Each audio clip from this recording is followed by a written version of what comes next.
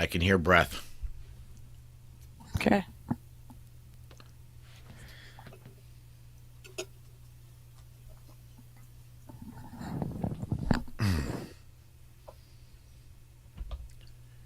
Hey everyone, welcome to another edition of The Bullet. My name is Paul Lathrop. I'm the Deputy Director of New Media for the Second Amendment Foundation. Joining me today from the Eye on the Target radio program and Women for Gun Rights, Amanda Suffecool is joining us. Amanda, I want to lead off today, and we had very little time to discuss the show before we actually had to kick it live. I want to lead off today with a little bit of a recap of what happened this past weekend down in Dallas. We had both AMCON and Gun Rights Policy Conference, and you are I want to say you are intimately involved in both. You helped me I out have a great deal with AMCON, and you did a great deal of hosting for SAF's Gun Rights Policy Conference. yeah, so it's been this thing. You know, I'm always willing to help out. And so when we see something that has so much depth and meaning, and that it's like if somebody asks, I'm in. Whatever that is, what can I do? How can I help? AmCon is amazing, and I love watching these new people that want to get involved in the Second Amendment in some manner, and so every minute of that is worthwhile. And then when Julianne Versnell asks you if you would help out with some of the Sunday duties, it's like, why would I not? Oh yeah, absolutely. When SAF comes knocking at the door, you open the door wide. Right. I couldn't imagine. I can't imagine anybody saying no to SAF. But I want to get as we get going here. I want to remind everybody if you're watching on the Polite Society podcast feeds, you can comment on either of the live videos, and we'll get your comments. We'll put them on the air. We'll discuss them. If you're catching us on OpsLens, go to Twitter, tweet with the hashtag #TheBullet. We'll get those comments, and we'll talk about them as well. Well, you know what? We've already got comments. We haven't discussed a single news article yet, but there's a comment I want to get up because it's topical, and Okay.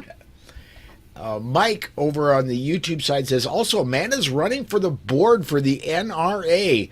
That's I know true. That is a true It statement. it is true. So right now I'm just spending some time telling people about it, because the big piece of it will be that when the ballots go out, and those of you who are 5-year members or longer, or life members or longer, then it it will be in your February magazine edition. So those February magazines, I don't know when they come out, end of December, beginning of January, because February is not really real February. You know how that goes. And so at that point, I will be really pushing it and asking for people's considerations for it. But right now, it's just, if you know me, then know that I'm very interested in doing this, and that my purpose will be to data gather to see what is there. The NRA's made it 170, 100. I don't know what the number is. More than headed for 200 years, and I do not want it to disband, to fail, to disappear, or to stumble on what could potentially be my watch. So I want to be there, and I want to be involved, and I want to continue the NRA's amazing legacy. George says that you've got his vote. So Well, I there you go. appreciate that You too. got Thank you. at least a start there, Amanda. Got a couple there. That way, I am not going to just be like, look, I only voted for myself. We do have a few news stories I want to talk about today, and actually, it's been Right? a. I was worried, but it's been a fairly busy news day. We've got. I want to start off with we got a bit of a setback at the Supreme Court. We had a huge win in June. Little bit of a setback when on Monday they rejected an effort to expand gun rights, according to NBC, by declining to hear a challenge to a Trump era ban on bump stocks, which allows semi automatic rifles to fire more quickly, is what NBC writes. So the bump stock ban stays in effect right now. The Supreme Court didn't say it's legal, they just said we're not going to hear it this time around. Well, the interesting part is has the Supreme Court now picked every case that they're going to hear, or are there more coming in and they pick? I am not completely up on the whole calendar for the Supreme Court. It's taken me a couple of years to just kind of figure out the cadence of the whole thing. But in a lot of cases, you know, they're like, I'm going to cherry pick what I perceive to be the best case for whatever this is. And it may be that there are other better 2A cases that are up there. I do not know. It's a little bit sad for gun owners of America, and I'm trying to think of who else put it up. But it takes like $1 million to get a case to the Supreme Court level. And so, folks, if you see an organization that's supporting an event, a case like this, and you believe in the case and you believe in the organization, even if they don't get it to the Supreme Court, support them because they're spending $1 million to get it there. Yeah, it's absolutely not cheap, and that's to get it there. That's not to get it through the Supreme Court.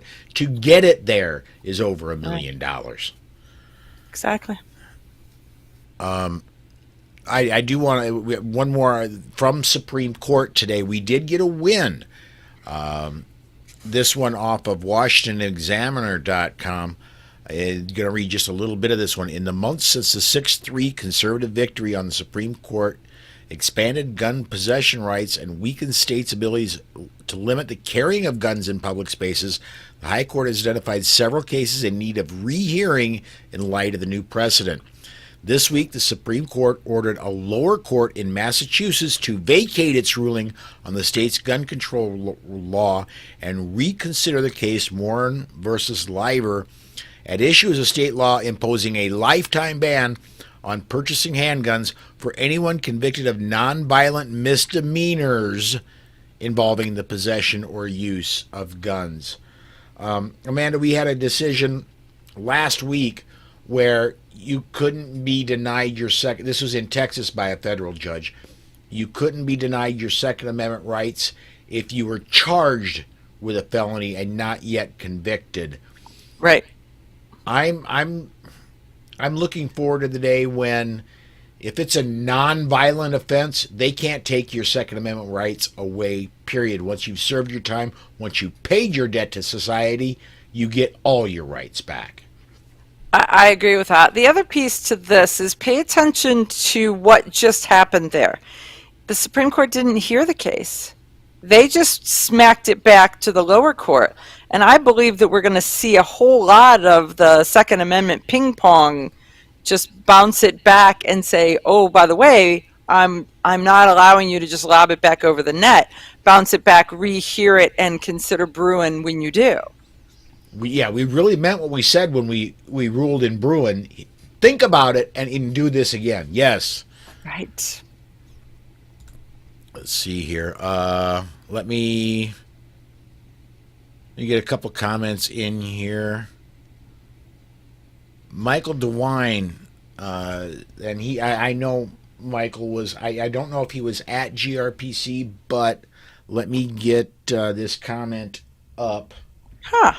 He says, I registered for GRPC. I never got any info or material. Is there anything I can do? Amanda, you will definitely get my vote. Well, thanks. So let's tell him where he can watch everything. I mean, because GRPC is something that is beneficial if you go in person.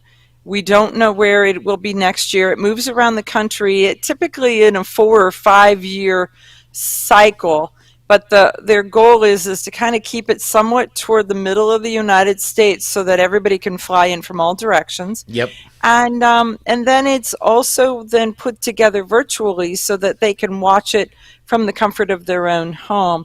If you registered and didn't get it, I would believe that that means that your registration didn't go through, because GRPC is really good about communicating that you've been registered, here's the stuff, and they would send you notices to say, here's the hotel, here's the Yeah, cocktail party, here's this, here's that.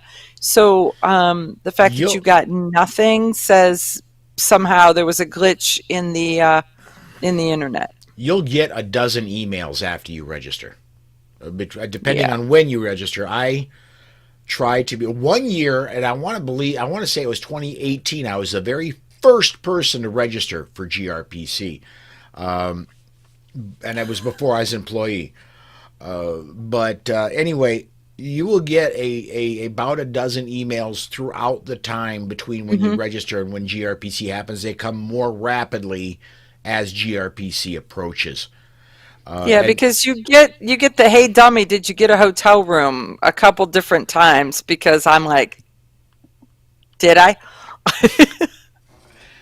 I am so blessed that now as a Second Amendment Foundation employee, I don't have to worry about that. SAF We picks cover up it. the tab for my Hmm. hotel room.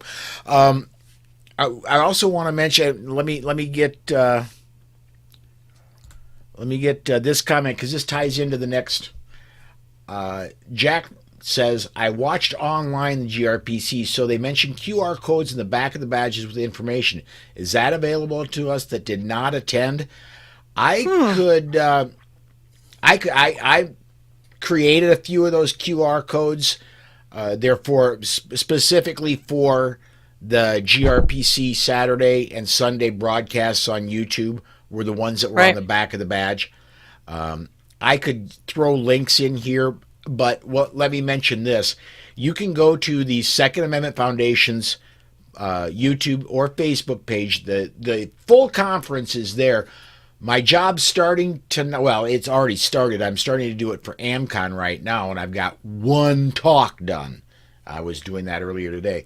Craig DeLuz's talk from AmCon is up, but I'm going to break each individual speaker out, and anybody that spoke, they're going to get their own individual video. For AmCon, those are going up right here at Polite Society Podcast on Facebook and YouTube. For GRPC, they're going to be going up over at SAF's Facebook and YouTube feeds. So I think that the links that have value is one, when the day of, there was the YouTube stream for day one, the YouTube stream for day two. There is a donate button to donate to the Second Amendment Foundation, and you can find that button directly on their website. And there is a donate button to the Citizens Committee for the Right to Keep and Bear Arms. And then to the right hand side, I actually have mine right here, and you can't really see it. You may be able to, if I turn it away from the light, see that there were 8 little buttons. Okay. So on the, that's all the left hand side. The right hand side was speaker bios, the agenda, and then these two are probably the two that have the most meaning post event, and that would be the legal paper and the book download.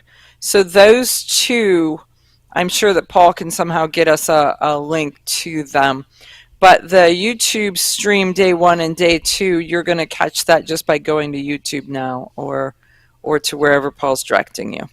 Yeah, go to the But Second Amendment Foundation YouTube channel, and that's where you can find day one and day in their full versions, day one and day all right. two. I'll be breaking up individual speakers later as it takes just as long, if not just a touch longer, to break these things out and upload them as it does to sit there in the conference. So, and while we're talking GRPC, and we may be talking GRPC a lot because it seems like we've hit a hot button here, but Gun Owners Radio said Rhonda Mary had a great talk from AmCon. I'd look out for that video when it drops. She did. She had a It was fantastic talk. amazing. It really was amazing. I have to say that the presentations that were at AmCon this year were the best that they have ever been, and so bar none. Yeah. Yeah, and I we keep this was the fifth AmCon. We've done 4 in person. We had to do 1 virtual. everyone keeps getting a little better, Hmm. and I put a lot of time in over the weekend, but I got, I want to say, like 5 hours of sleep between Friday morning and Sunday night. I'm laying I'm with in you. I'm laying in bed Sunday night. I'm updating Facebook, and I'm like, I love what happened this weekend. I'm glad it's over, but goodness, I want to do it again. And it was, and I'm still like that. I'm ready to pack this whole thing up and go somewhere and do another AmCon, do another GRPC next weekend. We It can't. was it was so good, but man, I got home. I'm like, I think I need a nap. Oh yeah, I've been catching up on sleep slowly, Mm, but I'm catching right. up. See here. Let me. Dana, who's our writer for Polite Society podcast, Dana says this was my GRPC. I believe he wanted to say first GRPC in person. It's the only way to go. The trip back and forth wasn't too missed. To be missed. To be missed. So he Okay. poor Dana, he road tripped with Rob and I. So we actually had something like 21 car hours each way before he then had to leave Ohio and continue to Michigan. So it was like I said, it was exhausting, but but it was good. All right. Ed Levine on the Facebook side says we're going to have her on the VCDL live show. I'm guessing referring to Rhonda Rhonda Mary. Mary. Ed, if you want to go ahead and drop the link for that in the Facebook comments, because that one came in on Facebook, I'll make sure it transfers over to YouTube, because Rhonda Mary, just amazing, amazing, amazing speaker, amazing person, and I'll be glad to get you some more exposure if you can drop a link. Well, the interesting part about Rhonda Mary is, I mean, she is what we're looking for, which is the future of the Second Amendment. So when you find somebody that's on the uphill climb and not the downhill slide, and you find them as bright and witty and thoughtful as she is, it's just an amazing combination. Keeping going here. And what was in person numbers like at AmCon and GRPC? When I heard applause, it sounded well attended. AmCon, I want to say, now, AmCon, let me explain, is for members of Second Amendment media or those who want to become members of Second Amendment media. If you're a general gun rights supporter and you're not in the media, we're going to bore you to death at AmCon. No, and AmCon is capped at 100. Yep. So it is always small, but it was very well attended. You looked. One of the things we did at AmCon was we did this interactive kind of a problem solving workshop. And so people were spread out and people were talking, and it was very well populated, very well attended, very well, and people were very active in that. Now, GRPC, on the other hand, the audience wasn't as big as what was registered. And that was the interesting part, is people registered, they booked their rooms, they did everything, and then the travel tribulations happened. And so there was I've showed this card, it's this thick, right? And there was a stack of them that was probably 10 inches long that had not been claimed. I mean, Yeah. there was a lot that did not come, even though they registered, and the rooms were all booked, so it wasn't that they didn't intend to come. I'm going to say, and I have a unique position. I sit facing everybody. I'm behind one of the big screens, and we kind of try to block off you looking at me, but I can see out, which is not a one-way mirror, but kind of that way. I can see out into the crowd the entire time I'm working at Gun Rights Policy Conference. I'm going to say registered, I want to say they had over 800, but there was usually, I'm going to say somewhere between 150 and 200 in the room at any one time. The numbers for online were through the roof. We did better than we've ever done, and I can't be more tickled of the numbers that actually tuned in and stayed for a long time. That was we had average viewer length was over 40 minutes, which is stunning. Right. Wow, we're still getting comments just pouring in. You know what? Gun Owners Radio's got a great comment. I want to talk about this one. We talked about this a little bit on. I did a fast bullet after we shut everything down. You were part of that one, Amanda. Gun Owners Radio says after the pandemic, you forget how much more valuable the in-person networking is. Everybody was so friendly, helpful, and supportive.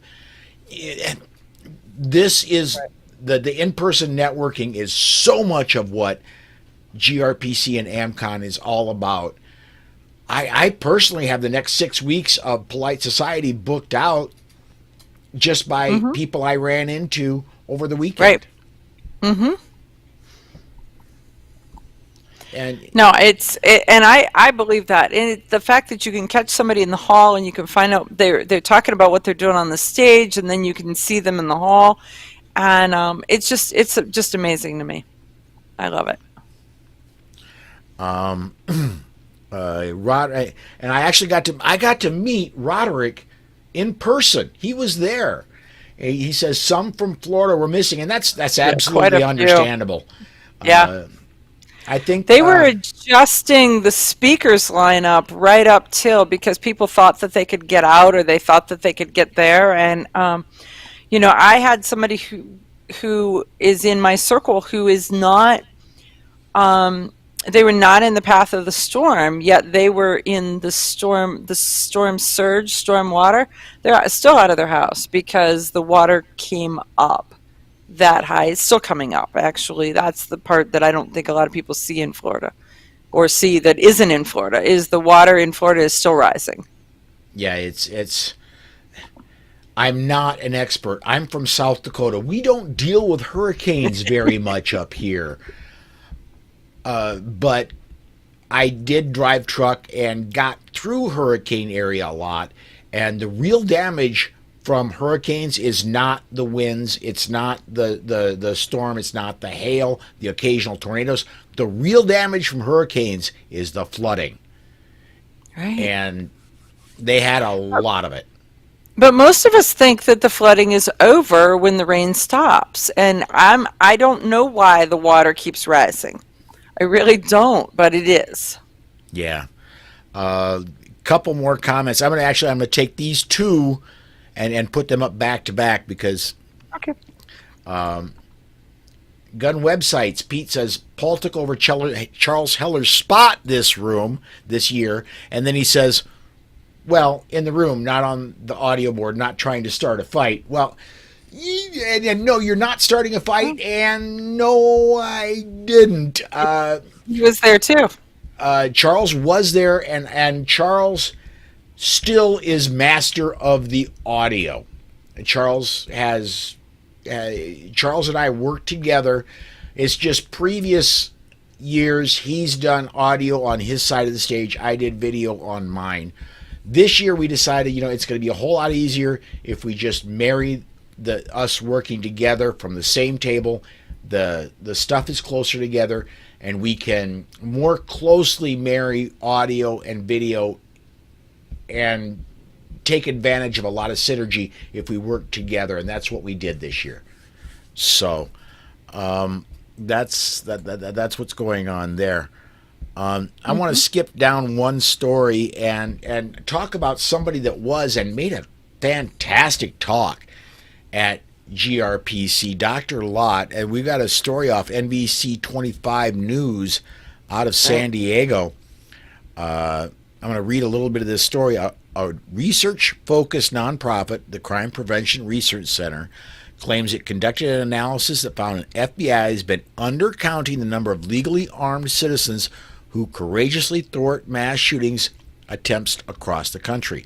According to the nonprofit's analysis, the FBI reported that armed citizens stopped only 11 out of a total of 252 active shooting incidents identified across a period of 7 years, starting in 2014.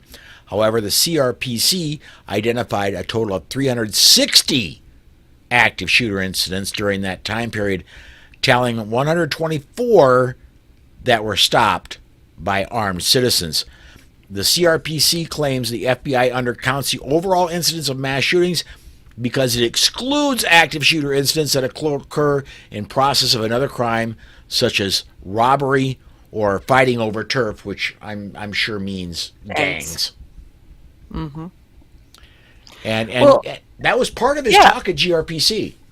it was. The interesting part is that, and neither he nor the FBI have tracked or count. I guess they track, but they don't count those events where it was stopped before the gun was fired, where it could have been very bad or it was intended to be very bad, and so someone stopped it. So those aren't counted either. But in the FBI is like, oh well, if a citizen stopped it, we're just not going to count it at all. And so that's why it was off by what 120 or something. I mean, it's a crazy number. Yeah, yeah, it was big. It was the FBI counted 252.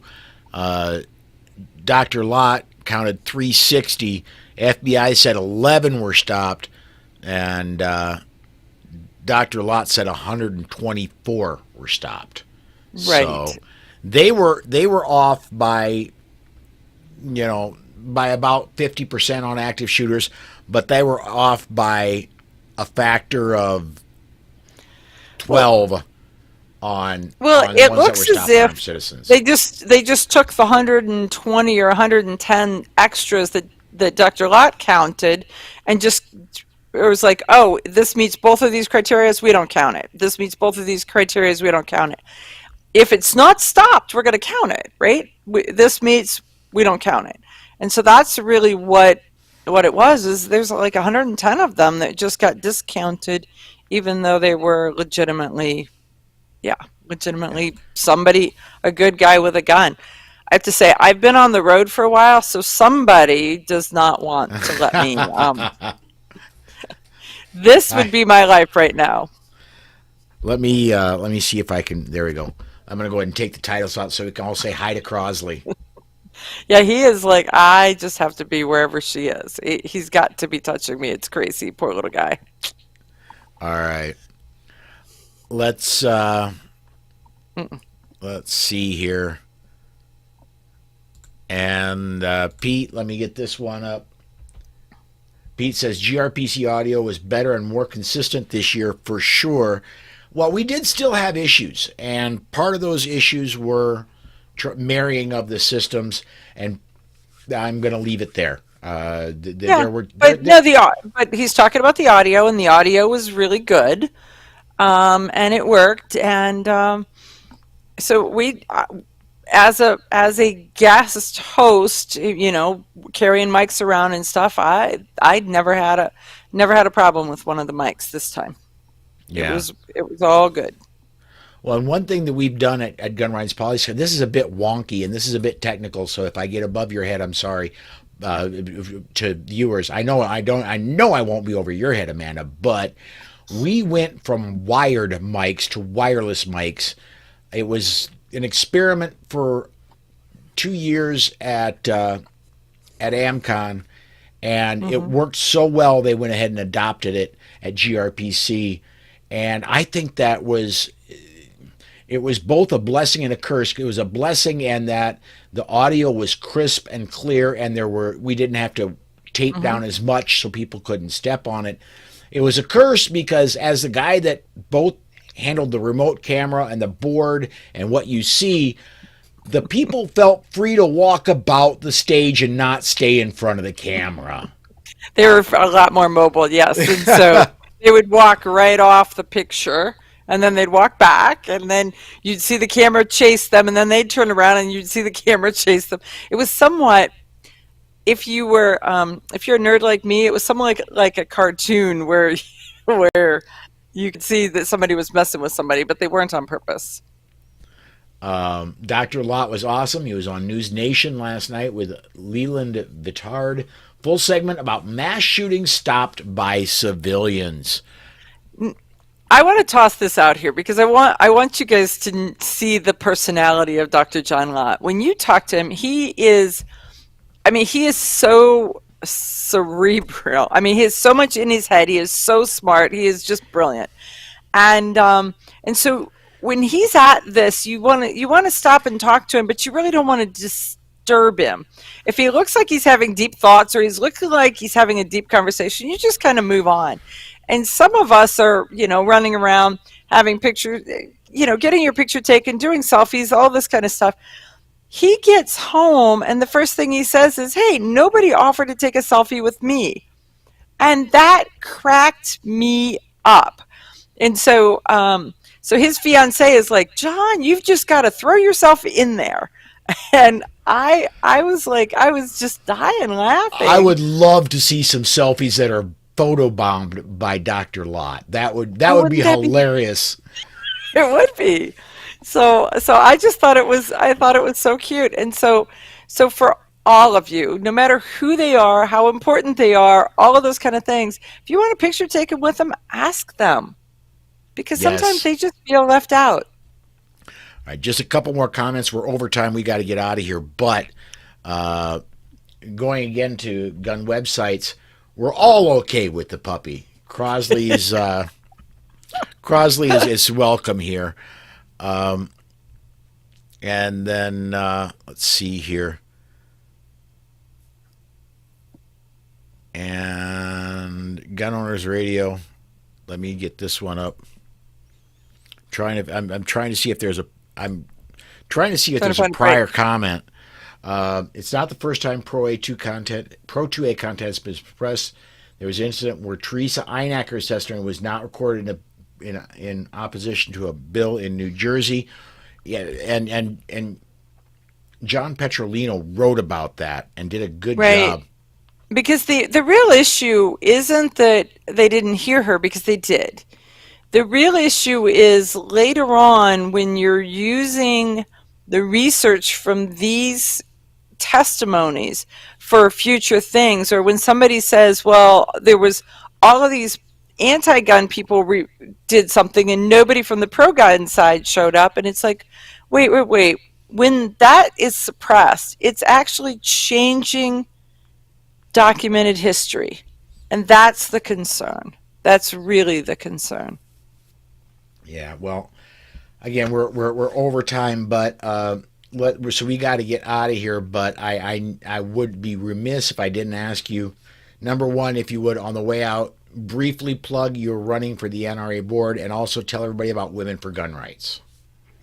Okay, so I have put Women for Gun Rights on a hiatus for the month of October just because I am everywhere and there's just no way that I can get both a Sunday night show and a Friday night show going. So I paused it until the 1st of November.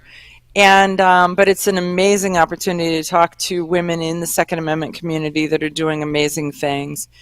And me being on the board, you'll see my name. So I made it through the nomination process. And so I will be on the ballot. And we'll see who else is on the ballot. Know that there are 25 people that are elected. 1/3 of the full board will be elected this February and will be announced at the NRA annual meeting that is in April in Indianapolis. And other than that, tune in to Eye on the Target Radio on Sunday nights because it's always a good time. And you can see Eye on the Target Radio wherever you're seeing this now. You can see Eye on the Target Radio on Sundays.